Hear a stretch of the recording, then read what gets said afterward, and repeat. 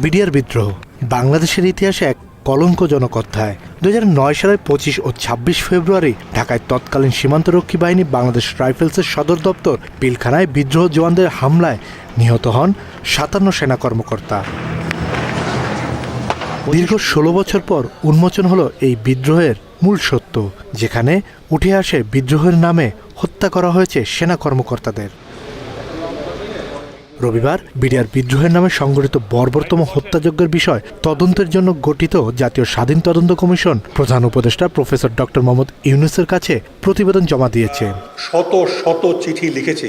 এরপর কমিশনের কার্যালয়ে এক সংবাদ সম্মেলনে তদন্ত কমিশনের প্রধান মেজর জেনারেল অবসর আলম ও ফজলুর রহমান জানান, বাহিনীগুলোকে দুর্বল, ক্ষমতা দীর্ঘায়িত করাই বিডিআর হত্যাকাণ্ডের মূল উদ্দেশ্য। বিডিআর কার্নেজটা কেন হলো এর অনেকগুলো কারণ, এক কথা বলা যাবে না, এটা অনেকগুলো কারণ আছে। এক হলো যে বিডিআরের মধ্যে ক্ষোভ ছিল, যেমন ডাল ভাত কর্মসূচি একটা, তারপরে বিডিআর শপ তৈরি করা হয়েছিল, সেখানে তাদের ডিউটি অনেক বেড়ে গিয়েছিল এবং এটা ক্লাসিক্যাল রোল যেটা বিডিআরের, এটার সঙ্গে এটা যায় না। তো সেইগুলো জিনিস ছিল এবং কিছু বিডিআর সদস্য যেভাবেই প্ররোচিত হয়ে থাকুক, তারা সেনাবাহিনী অফিসারদের এখানে চাচ্ছিলেন না, সেটা একটা ছিল। আর বিডিআরের মধ্যেই অনেক রকমের টানাপোড়েন ছিল, যেগুলো আমরা বের করতে সক্ষম হয়েছি। এরকম অনেক কারণ ছিল, যেগুলোর কারণের জন্য এই ক্ষোভকে কাজে লাগিয়ে হ্যাঁ, মানে এটা হলো ছিল আর কি।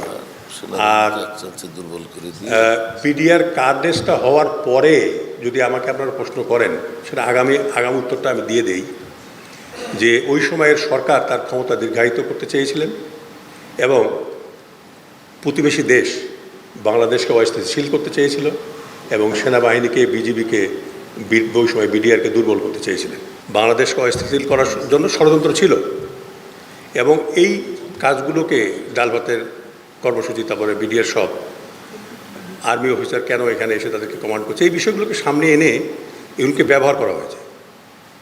বলছেন আপনি যে আসলে ষড়যন্ত্র ছিল আমাদেরকে দুর্বল করে, দেশকে অস্থিতিশীল করা এবং বাহিনীগুলোকে দুর্বল করা।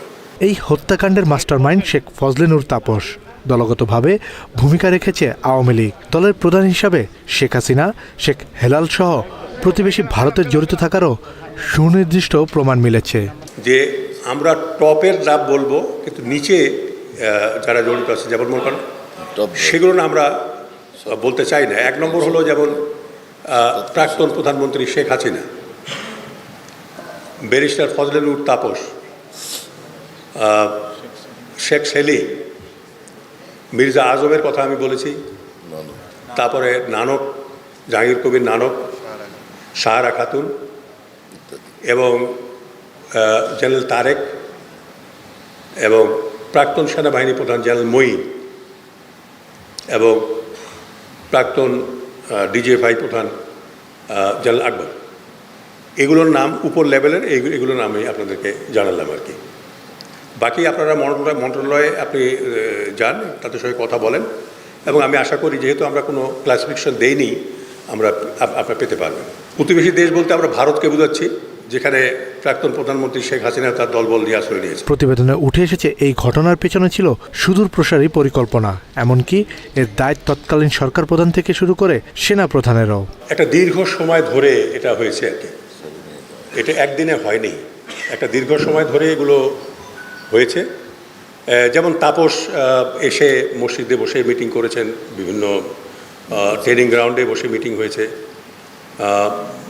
অন্যদের সঙ্গেও এখানে জুমার নামাজ পড়ে তারপরে মিটিং হয়েছে, তার অফিসে গেছে, বিভিন্ন সময়, একটা দীর্ঘ সময় ধরে কিন্তু এই ষড়যন্ত্রগুলো হয়েছে, একদিনে হয়নি, এক পর্যায়ে এটা একদিনে হয়নি এবং সর্বশেষে গিয়ে এই কিলিংটা হয়েছে আর কি। এটা বিডিআর সদস্যরাও জড়িত ছিলেন, বাইরেরও জড়িত ছিল বলে আমরা পেয়েছি। এটা যদি আপনি ধরেন 2009-এ এটা হয়েছে, 2008 থেকে শুরু হতে বলতে পারেন আপনি। গোয়েন্দা ব্যর্থতা পর্বত পরিমাণ আমি বলবো, এবং সেগুলো কিভাবে এটাকে ওভারকাম করা যায়, কিভাবে আমরা আবার নতুন মাথা উঁচু করে দাঁড়াতে পারি, সব বিষয়ে আমরা সাজেশন দিয়েছি। রিফর্মের কথা বলেছি বিজেপিতে, বিভিন্ন জায়গায় বিভিন্নভাবে আমরা সেটা আলোচনা করেছি এবং আমাদের চূড়ান্ত প্রতিবেদনে আমরা সেটা তুলে ধরেছি।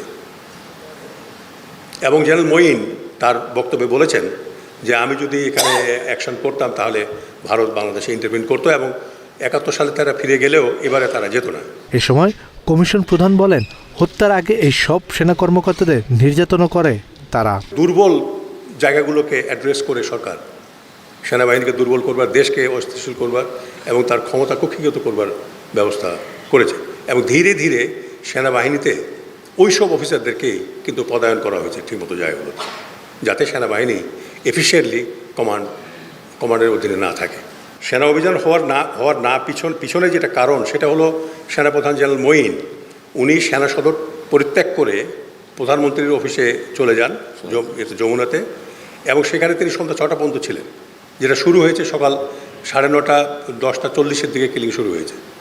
তো এই সব কিছু লাশ বের হয়ে আসতেছে, তাকে বলা হয়েছে, কিন্তু সেখান থেকে তিনি আর সেনা সদরে ফিরে আসেননি। এবং আরও 2 বাহিনী প্রধান, নৌ এবং বিমান বাহিনী, উনিও সেখানে ছিলেন। একটা কথা আপনাদেরকে আমি বলি, ওই সময় পিলখানাতে বিডিআর কমান্ড করার জন্য কোনো অফিসার ছিল না।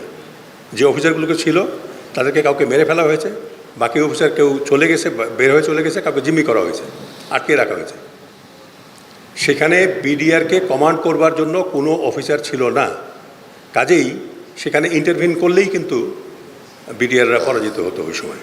কিন্তু সেটা করা হয়নি, কারণটা হলো এটা একটা ষড়যন্ত্র ছিল যে এইভাবেই এই অফিসারদেরকে ধ্বংস করা হবে। এবং আমি আপনাদেরকে বলে রাখি, 2 দিনে যখন 57 জন অফিসার নিহত হয়, সে দেশের স্বাধীনতা সার্বভৌমত্ব থাকে না। পিলখানার সেই অধ্যায় এখনও দেশবাসীর জন্য দগদগে ক্ষত।